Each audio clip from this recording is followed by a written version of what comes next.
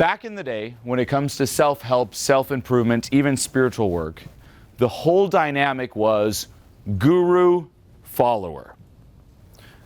Guru, follower. Guru, follower. Which is incredibly toxic. And those gurus, there might be some that come to mind, right? Long beard, robes. They portray themselves to ultimately be something that they're not, to be perfect. Now, when I say this, it can also be triggering. Some people will be like, well, that's not true. They were enlightened. You just don't know. Hey. I know. And fortunately, the whole industry movement is shifting out of that, where you're realizing that no, this whole idea of being perfect, of being enlightened, so on and so forth, even if you think of non-duality, letting go completely, that's called death. How can you let go completely and be in a non-dual state yet operate a body? You can't. That's completely disconnecting. People are like, well, what about, mushrooms and ayahuasca? You might have those non-dual experiences. Sure, but can you function in your body during that time? No. Literally, every single person is like, I had a non-dual experience. Could you operate your body? No, I was just lying there, just tripping balls. Yeah. That's how you have it, non-dual, completely disconnected. Being alive, having a body, also means having a certain ego. It doesn't mean you have to be completely attached to it, but you can't be non-dual. If you think of life as a video game, there's you as the player, which is the infinite. Then there's your character here. Being in this non-dual state, being enlightened is like throwing the controller down and not playing. No, you're not meant to live not playing this game of life. Now, shifting out of this, these misconceptions, it also means that, hey, it's okay to not be perfect. That's the old conditioning. Be perfect. Even on the self-help, always be productive. I remember back in the day, this is, I think I want to say around 2007, when I first discovered Eckhart Tolle, and I heard about being present to the moment. And you can raise your hand if you've fallen into this trap. You find out about being present, and then you start being very self-conscious and self-attacking every time you're not present. Anyone have that? You get all paranoid. Am I present right now? Oh no, I'm not present. I have to be present. Oh no, crazy. A lot of you raising your level of self-esteem means being okay not being perfect and realizing that perfect is a constructed image. Let's just take the most basic definition of perfect when it comes to physical appearance, right? Let's just take, when it comes to a man and society, back in the 50s, 60s, 70s, what was the pinnacle of man? If you think of James Bond, hairy and jacked, but very hairy. There had to be hair, right? Yes? No? Yeah. If you think of, say, back in the day, same thing with women, it was kind of Madonna, no, not Madonna, Marilyn Monroe, curvy, right? Then as it evolved, is it still as hip to be a very hairy man? No, then it's the land of Titanic, Leonardo DiCaprio. Very different. So people are chasing these made-up standards, trying to once more justify their existence versus saying, well, what if I were the standard? What if I took that finish line and placed it behind me and just started owning everything that is me?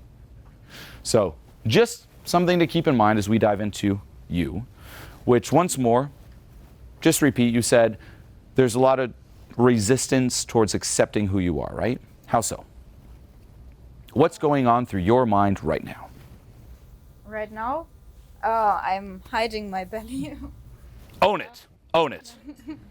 No, for real. Own it and take in a positive external reference of nothing bad happening. I'm going to start crying. And that's okay. Hey, that's okay. Who says it's not okay to cry? Those are those self-imposed. Yeah, that's all those self-imposed requirements. Yeah. I can't cry on stage. Says who? Like, turn towards me for now. Look at me. And don't hide it. Yeah. This is that one environment. You can just own who you are. And just feel it and be with it. Yeah. And look, You're getting clapped for crying.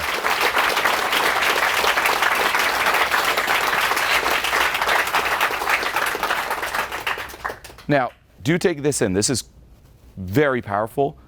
It won't get to the cause because it's still external. Yeah. But look at how you got a positive external reference of people clapping when you're doing something and experiencing something in your mind. You said, this is not acceptable. I can never do this. And that's why I keep saying for all of you, it says who? So what? Oh, but you got to be a perfect person. No crying. No crying in public, you perfect person. And what do? We create all these imposed just metrics. It's like, drop all that. The same with like, oh, I'm kind of sucking in my gut. Just own it. So what? Like, that's you. Yeah. Now, for everyone, this doesn't mean there are things that you should, and this is also called spiritual bypassing, where it's like, well, then I'm just never going to work on my health. Of course not. You can work on your health, but simultaneously own where you are. That's you. If that's you right now, why are you resisting you right now? Be like, hey, yeah, here's what's up. This is me. I feel like crying. Boom, I'm crying. And it also comes down to my own well-being comes first. What matters more? Strangers thinking something of you, or how you treated yourself in this moment?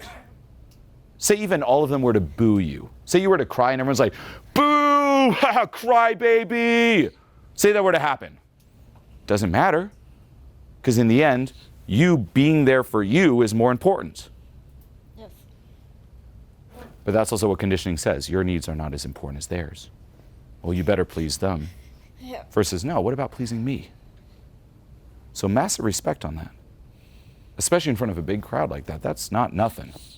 Yeah, I was practicing just letting go. When I feel like crying, I just cry. And when somebody has a problem with it, then they have a problem with it and not me. But still, when I'm gonna stay here, being on the spot, I get nervous and I just want to cry. And be with it. But also realize, as we talked about, no matter what you do, who you are, what you feel, what you think, someone's going to have a problem with it. No matter what. For real. Maybe you, for example, say, embracing what you're feeling here, everyone's clapping, but maybe there's someone in this crowd saying, where am I? What time? Can I go home? Is this ending yet? Can I rush towards death a little bit? Someone might be thinking that. Say you were to not cry, then it'd be the opposite. It's like, oh, she should have cried. What a loser for not crying. There's always going to be something like negative that people see, no matter what you do, right? I use this example too. I posted on TikTok this video where I talked about the difference between being successful, like a habit or mindset, let's just say, that successful people have. And it was a very bland, basic idea. Like something like just very basic. You could just simplify it to, hey, successful people focus on the positive, not the negative. Let's just say that's it.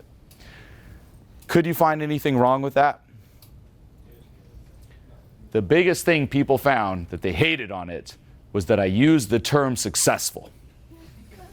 Because it's labeling people in two categories, successful and not successful. And it's making the not successful people feel bad. And there was literally a bunch of comments hating, saying, no, the message is good, but he just had to say successful, didn't he? So what does that mean? No matter what, there are going to be haters. And you got to have them. Yes. And it doesn't matter, as you see, because, again, what's more important? You. Yeah, me. Now, what else is going in right now? Yeah, that's always the good questions where I just go black. That's resistance. Just stay with it. You don't have to rush the answer, but stay with it. What's that voice saying right now in your head? it's unbelievable that I was picked because yeah, I was just talking to her when I'm gonna be like picked or if I gonna volunteer to be here, I'm gonna cry because I just know I'm gonna be so nervous that I'm gonna cry. Yeah. And it was actually very good to let it out. Let's do this. Scream as loud as you can. Okay. Okay. Is this a microphone? Do I have to hold it here or is it? You can hold it wherever you want, ideally right here. Yeah. When I scream also? Yeah. Okay. Okay.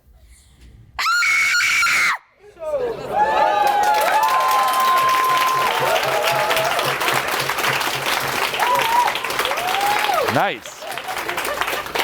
Really good. Now,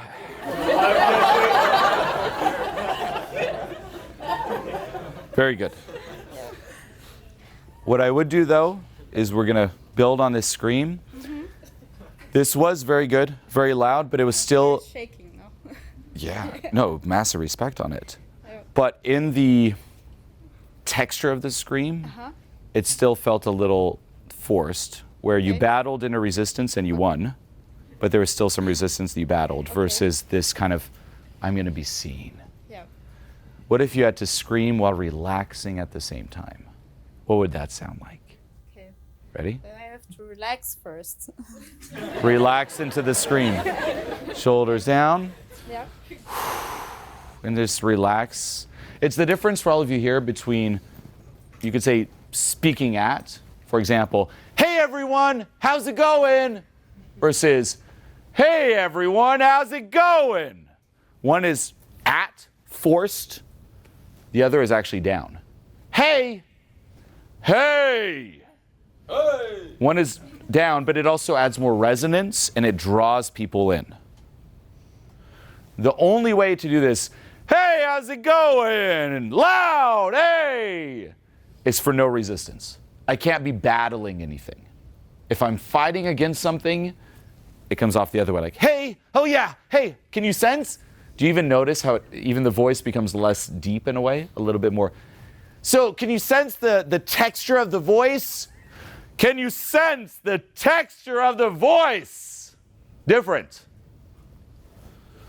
So it was an amazing scream in the first layer. I want the unleashing. Instead of, ha, ho. I think I now forgot how to scream. The floor is yours. The seminar will not continue until we get the most relaxed yet loud scream we've ever heard. Okay. So my glasses are on for it. Let's do this. Yes. Now, no. We're going to keep going. That was, Okay. do you notice the difference in texture there? Yeah. Very different, right? First one was loud. You're like, whoa, that was loud. But you also noticed, and beautiful, and we're going to keep building on it, the forceful one, there's less resonance, meaning it also stops faster. So it was like a quick, loud, like, and then it stopped. Like swallowed back in. And you're like, no, back in. As opposed to, raw. This was way more authentic.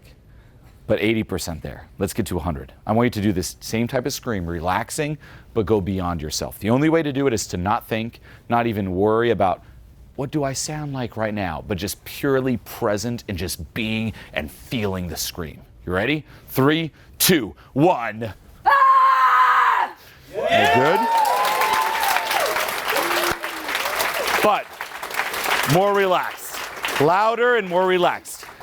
See how the relaxedness can fuel the loudness. You ready? Go.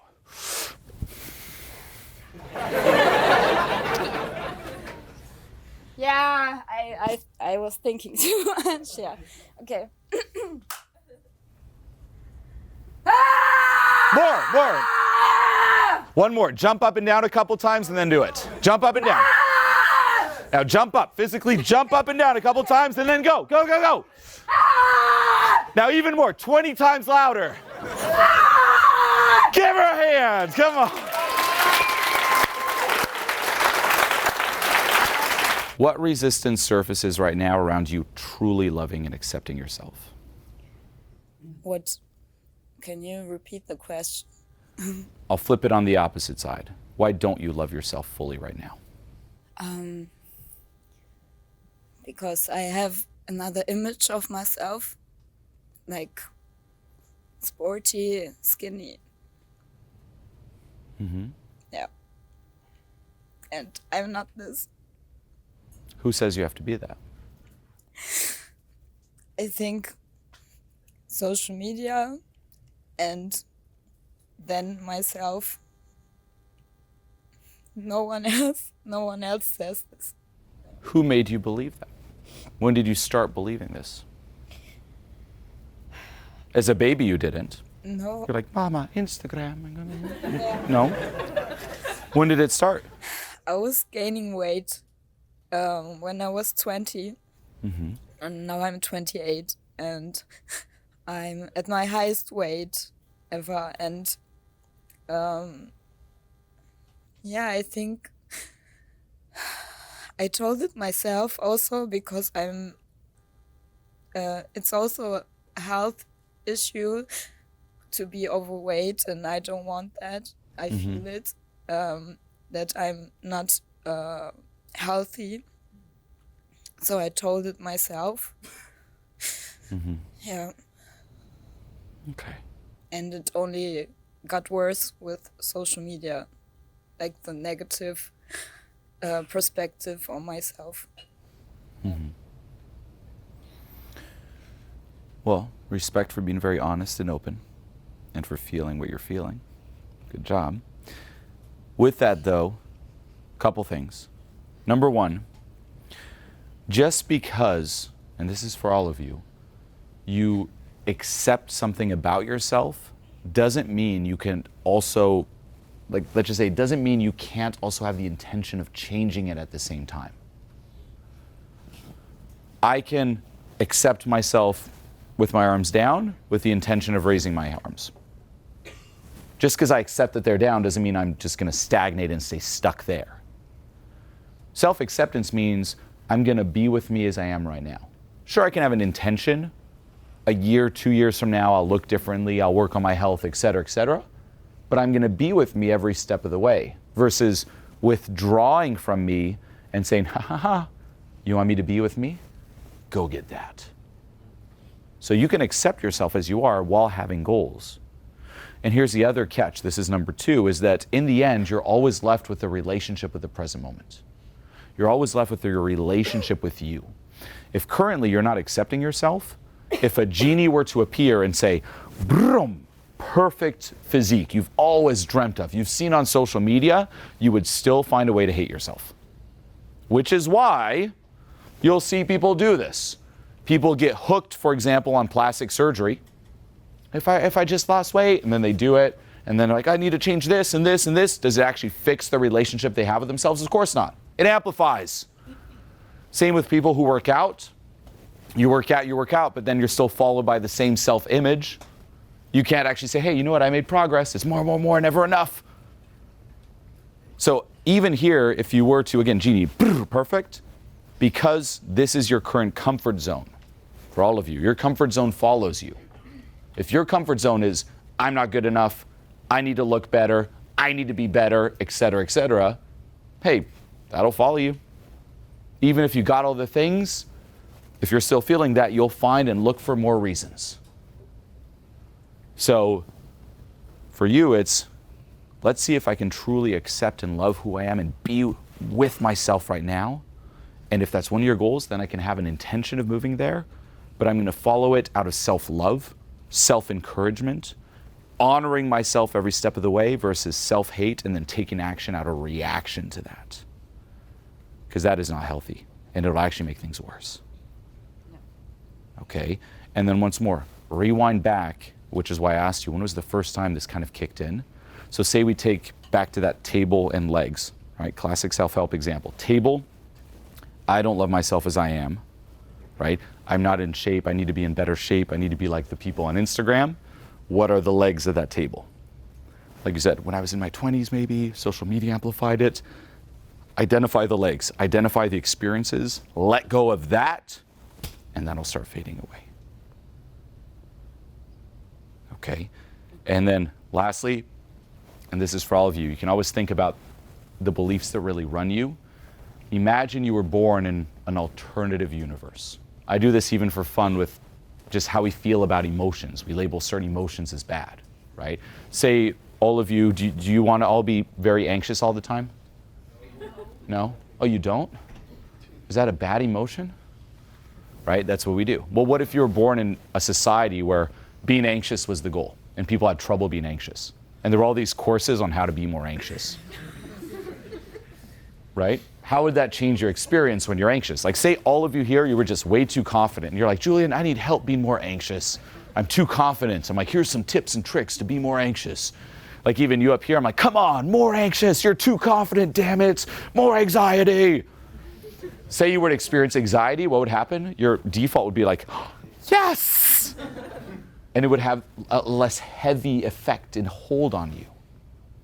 Well, same here. What if you were born in a society where this was the goal? Instead of being, oh, I need to be like say everyone on Instagram is like, damn it, I need to be more like this. Then how would you feel about yourself? Wherever you are, however you feel, whatever you look like, that is the goal. Doesn't mean it can't change a second later, but make the present moment and the present you the goal. That's self-love. And that's also what leads to true change, because otherwise it's always out of reaction. This is the goal. This is the goal. This is the goal. And that is how you live your life. And then never use external things as a barrier to that.